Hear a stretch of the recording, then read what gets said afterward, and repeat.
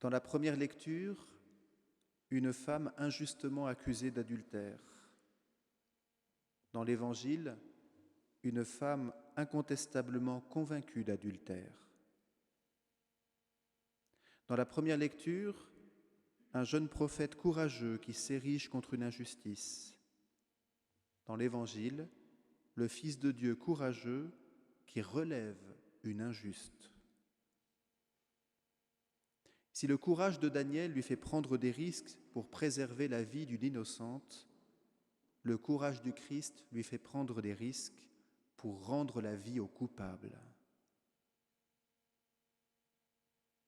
En nous offrant de méditer ensemble les figures de Daniel et du Christ, la liturgie de ce jour semble donc suggérer ce que saint Paul exprime clairement au chapitre 5 de la lettre aux Romains.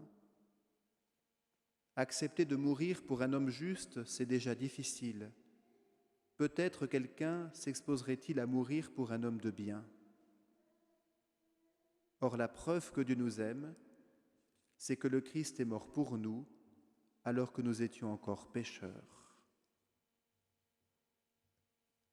Oui, frères et sœurs, la preuve que Dieu nous aime, nous l'avons là sous nos yeux avec cette femme adultère. Elle représente en fait toute l'humanité, infidèle, affalée au sol, écrasée par son péché. La loi la condamnait à mort, le Christ la rejoint et la relève, va et désormais ne pêche plus. L'infidélité n'est pas le dernier mot de l'alliance pour la remettre en cause. Bien loin de détourner son regard de sa bien-aimée infidèle, le Seigneur ne peut s'empêcher de lui donner tout son amour, de lui redonner vie. Dès la première alliance, dans le livre d'Osée, Dieu déclare ainsi sa flamme. « Mon épouse infidèle, je vais la séduire. Je vais l'entraîner jusqu'au désert et je lui parlerai cœur à cœur. » Voici donc le temps du désert, représenté par notre carême, comme un temps pour nous laisser entraîner à l'écart par le bien-aimé, afin qu'il nous séduise davantage encore. Il ne nous séduit pas pour notre fidélité. Mon épouse infidèle, je vais la séduire. Il nous séduit parce que nous sommes infidèles. Cette marche au désert qu'est notre carême approche bientôt de son terme, mais justement ces quelques jours qu'il nous reste à passer au désert, vivons-les vraiment avec le Seigneur. Désert d'intimité avec le bien-aimé, désert de dépouillement pour ne rien lui préférer, désert de mémorial de sa fidélité. Oui, vivons chaque jour de cette semaine dans cette dynamique du livre d'Osée. Mon épouse infidèle, je vais la séduire, je vais l'entraîner jusqu'au désert et je lui parlerai cœur à cœur. Frères et sœurs, cette semaine préparatoire au jour saint peut ainsi devenir d'abord une grande semaine de contrition pour nos infidélités personnelles et pour celles de l'humanité entière. Mais elle est plus encore appelée à être un temps pour nous préparer à célébrer l'accomplissement des promesses faites à la bien-aimée conduite au désert. Je ferai de toi mon épouse pour toujours. Je ferai de toi mon épouse pour toujours.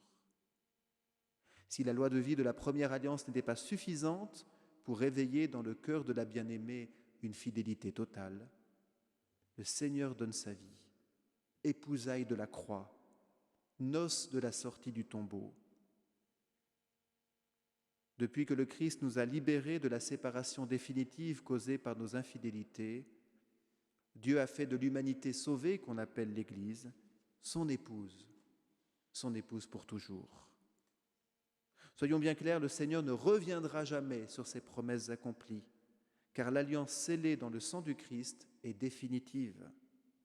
Saint Paul le proclame alors avec force en disant « Si nous sommes infidèles, lui, le Seigneur, restera fidèle, car il ne peut se rejeter lui-même. » Si nous sommes infidèles, il restera fidèle. Notre regard sur les infidélités de nos vies doit donc être saisi dans un regard plus large sur la fidélité de Dieu. Jamais le Seigneur ne reviendra sur son alliance parce qu'il ne peut pas changer ce qu'il est. Dieu n'est que miséricorde.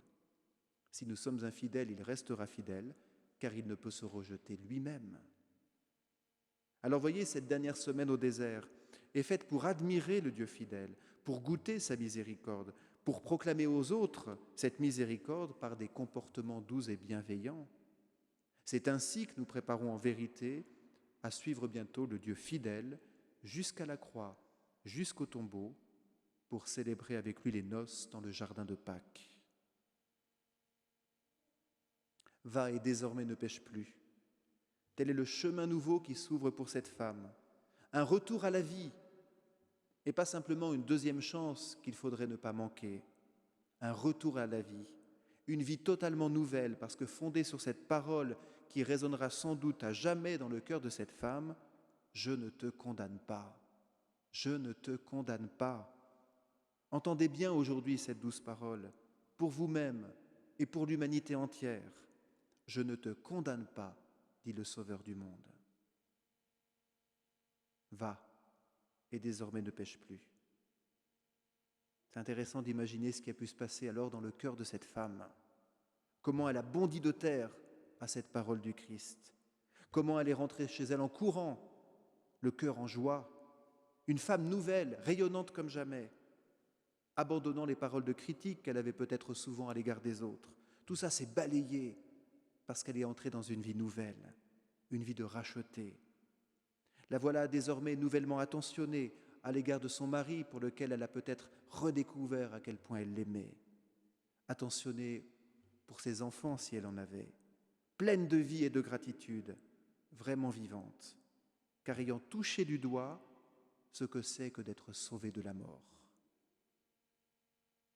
Frères et sœurs, c'est ainsi qu'il nous faut repartir pareillement de chaque confession et de chaque Eucharistie. C'est ainsi qu'il faut nous préparer à Pâques. Amen.